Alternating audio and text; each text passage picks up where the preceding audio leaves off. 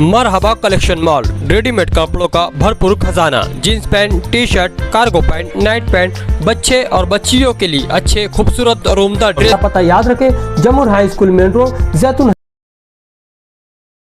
बिस्मिल्लाहिर्रहमानिर्रहीम, नहमदुहु व नुसल्ली अला रसूलिहिल करीम, अम्मा बाद। बकरीद का त्यौहार सर पर है। टीला झोपड़पट्टी के मसले को लेकर के टीला झोपड़पट्टी के रहने वालों में बहुत ज़्यादा बेचैनी है। कल जो है उन्हें दोबारा नोटिस दिया गया है और उस नोटिस के हिसाब से 31 मई की तारीख़ आखिरी तारीख़ है। कल नोटिस तकसीम की गई, मेरा वहाँ जाना हुआ था।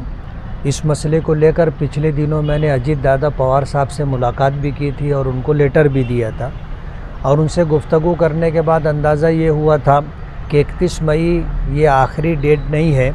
इसके बाद भी उनको बारिश का या इसी तरह लोक आयुक्त के फ़ैसले के बाद कि उनके पुनर्वसन के लिए उनको कोई न कोई पर्यायी जगह दी जाए, इसके पेश नज़र इनको कुछ महीनों का मौका मिल सकता है, ऐसे हमारा गुमान था।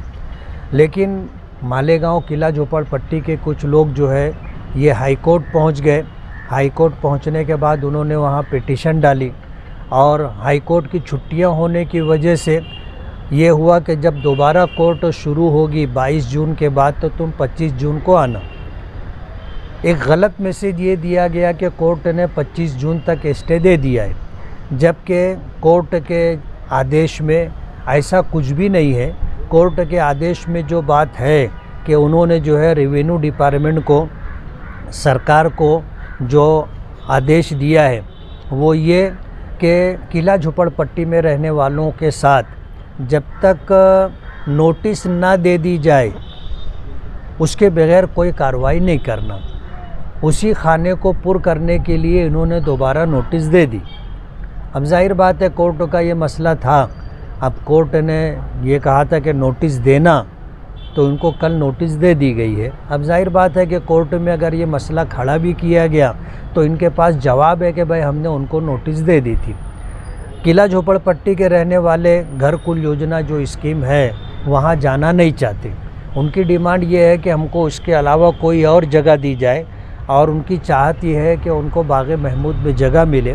हमने इस सिलसिले में चीफ मिनिस्टर फडणवीस साहब को भी लेटर दिया, अजीत दादा पवार और शिंदे साहब को भी लेटर दिया कि इस सिलसिले में घर कुल योजना छोड़ करके जहाँ कहीं सरकार कारपोरेशन के पास या रेवेन्यू डिपार्टमेंट के पास रेसिडेंशियल रिजर्वेशन हो वहाँ पर इनको जो है रूल रेगुलेशन के हिसाब से जगह देना चाहिए। ये लोग शिफ्ट होने के लिए तैयार हैं। ये मसला चल रहा है, लेकिन कोर्ट में जाने के बाद अब सरकार का ये बोलना है कि मामला कोर्ट में आ गया है, अब कोर्ट का जो फ़ैसला होगा उसके मुताबिक हम करेंगे। अब कोर्ट ने स्टे दिया नहीं है। कोर्ट ने कहा कि भाई कोर्ट में छुट्टी होने वाली है, जब कोर्ट शुरू होगी उस वक्त आना। अभी जो तैयारी डिपार्टमेंट की, रेवेन्यू डिपार्टमेंट की और ख़ास तौर पर कलेक्टर साहब की तरफ से चल रही है, उससे अंदेशा ये है कि इनकी पिटीशन खारिज हो जाएगी और इनके हाथ कुछ भी नहीं आएगा। उस मसले को लेकर के हम डिपार्टमेंट से कुछ चर्चा करने के लिए आए थे। इसी तरह जो है हमारे चर्चे में हम एडिशनल कलेक्टर है, प्रांत है और कलेक्टर है, इन तमाम लोगों से बात करेंगे।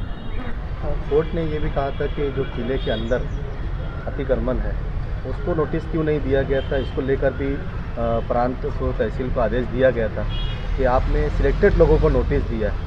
अगर आप बता रहे हैं कि 100 मीटर के अंदर का रूल्स है, तो जो किले के अंदर अतिक्रमण है फिर उन्हें नोटिस क्यों नहीं दिया जा रहा है। अभी कल भी जो नोटिस बटा है वो सिर्फ खंडक विभाग में रहने वाले और आसपास के अतराफ में रहने वाले लोगों को दिया गया, लेकिन स्कूल और अंदर बच्चे हुए लोगों को नहीं दिया गया। जैसे अंदर जिम खाना है, वॉलीबॉल है, काकानी स्कूल है, उनको नहीं दिया गया। नहीं, ये तो हमारे दिल की आवाज़ है।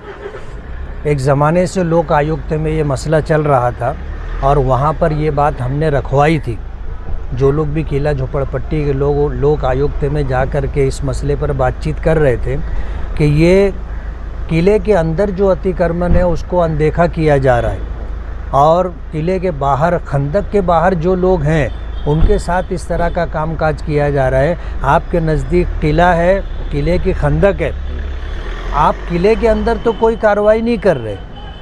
जहाँ कार्रवाई होनी चाहिए और जहाँ नहीं होनी चाहिए आप वहाँ पर कार्रवाई कर रहे हो। कोर्ट को ये बात समझ में आई है और हाई कोर्ट ने बाकायदा इसको नोट किया है, इस बात को नोट किया है कि आपने जो है कुछ मखसूस लोगों को नोटिसें दी है और चुन चुन करके आपने नोटिस दिए। जाहिर बात है उसका बैकग्राउंड यही है कि किले के अंदर जो कुछ है वो भी तो अतिक्रमण है, उसको भी नोटिस देना चाहिए। और अगर आप चाहते हो कि किले से जो खंदक से लग करके जो ज़मीन है वहाँ पर अगर झुपड़पट्टी है उसको साफ़ किया जाए तो एक नंबर पर किले के अंदर जो कुछ अतिक्रमण है उसको साफ़ करना चाहिए। ये तो एक ज़माने से हमारा मुतालबा है। भी हवाला इसी को दिया गया कि अगर किले के अंदर का अतिक्रमण निकलता है तो बाहर के निकलने पर भी हम एग्री रहेंगे, लेकिन अंदर कार्रवाई नहीं और बाहर कार्रवाई है। क्या इसको लेकर कोर्ट थोड़ा सा आपने कहा कि संजीदा भी है, तो पेटिशन एक्सेप्ट हो सकती है क्या इस मुद्दे पर? होना चाहिए। अगर देखा जाए तो इंसाफ का तकाजा यही है कि अगर तुम किले को अतिक्रमण से साफ़ करना चाहते हो तो पहले किले के अंदर का अतिक्रमण निकलना चाहिए। बाहर का अतिक्रमण तो 2 नंबर पर आता है। इस मामले को ले करके अगर वाकई संजीदगी के साथ अगर लड़ाई लड़ी जाएगी तो किले के अंदर का अतिक्रमण भी निकलेगा। अगर ऐसा होता है कि किले के अंदर का अतिक्रमण नहीं निकलता है और बाहर के लोगों के साथ नाइंसाफ़ी होती है तो अपना अगला कदम क्या है? नहीं, सिलसिले के अंदर कार्रवाई जारी रहेगी। लेकिन 2 दिन में कार्रवाई जारी रहेगी कि अंदर का अतिक्रमण भी निकलना चाहिए। इंसाफ का तकाजा यही है और कोर्ट के ज़रिए हमको इंसाफ मिलेगा ऐसी उम्मीद है। लेकिन 2 दिन में कार्रवाई होने वाली है अतिक्रमण की। आज यहाँ पर मीटिंग भी हुई। कल नोटिस बटी है, मुझे पता है इस बात का।